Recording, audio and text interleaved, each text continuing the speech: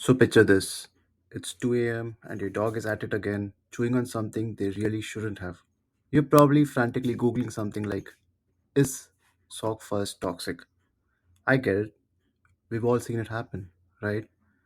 The sheer panic when someone's pet is acting strange and suddenly everyone's on high alert, trying to figure out what's wrong. I've witnessed those moments enough with friends and family to know how stressful they can be. It's what inspired me to dive into something I'm passionate about, combining AI with pet health. Welcome to Data, AI, Productivity, and Business with a Little Personality podcast, the show where we explore the cutting edge of business strategy, technology, and everything in between. I'm your host, Mukundan Sankar. I'm an experienced data professional who loves researching AI and demonstrating how it can be practically applied to our world. If you ever wondered how AI is changing the game for companies or how to leverage data for smarter decision making, you're in the right place. Today, we're diving into something that can empower pet owners, an AI chatbot for diagnosing pet health.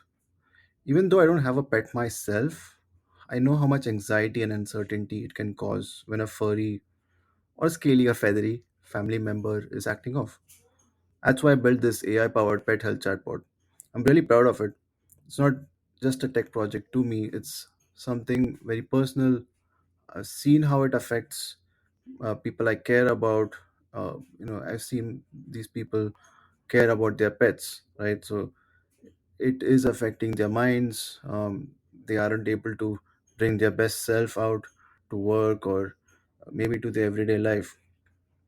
And so they are always worried about, like, their pet babies. So um, what I wanted to do was just try to empower them and maybe anybody else who is listening to this audio as well, just like see what you can do, how you can get empowered as a pet owner. So that's something I'm really hoping to do here. So here's what I did specifically. I used GPT 3.5, which is like a powerful LLM. It's like, think of it like the Micros of AI. So if you're unfamiliar with Suits, which is a popular law-based television show, um, so one of the lead characters in the show, whose name is Mike Ross, he knows everything about law, right? He Once he reads a few books in a few seconds, he will be able to gather everything about the book. So that's how smart he is, and that's what I would equate GPT 3.5 to be. So it's basically memorize everything there is to know about language. In this case, though, it's not about legal stuff, it's about answering health questions when pets are acting up. So I didn't, when I built this out, I didn't really stop at making it smart. I wanted it to be trustworthy as well, right? Like, I mean, you get a ton of information out there and you don't know what's reliable. So I made it a point to also give you, trustable websites which give you, reliable information on pet health. So the information that getting that I'm getting in this is basically coming from reliable sources like the ASPCA and the AVMA. So it's no random internet guesses, just solid fact check advice, right? So how does it work? Well, when something's wrong, let's say your dog has eaten a sock, which seems like a universal pet problem, you tell the chatbot, and it processes your message, cross references trusted sources, and gives you a clear response. So instead of getting bombarded with every worst case scenario, it offers practical evidence based suggestions. One thing to note though, the chatbot doesn't have memory yet. So if your dog has a history of eating socks, you'll need to mention that every time. But hey, AI is still learning, and while this tool is still fantastic, it's not a replacement for the vet. It's more like a first line of defense against the panic that happens when your pet does something concerning. It helps you gather reliable information so that you can have a more informed conversation with your vet. Yeah, that's what, like, just think about it this way, that you're going to know more when you are talking to your vet. That's always good. And I've seen firsthand how helpful this could be for pet parents in my circle.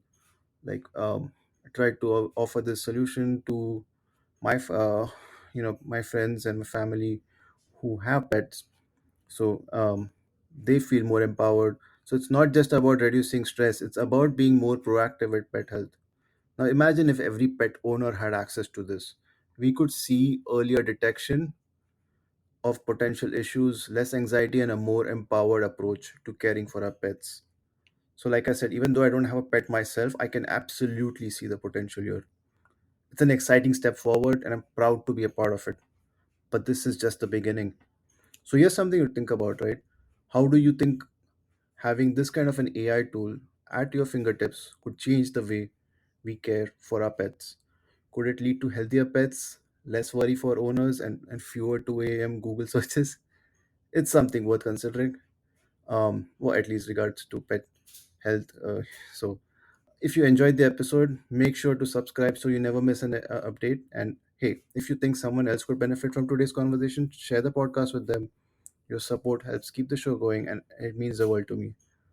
I'd also love to hear your thoughts or answer any questions you might have. So don't hesitate to reach out on the comments section or DM me at mukundansankar.substack.com. It's MUKUNDANSANKAR dot SUBSTACK.com. Thanks again for tuning in, and until next time, keep learning, keep growing, and keep pushing the boundaries of what's possible.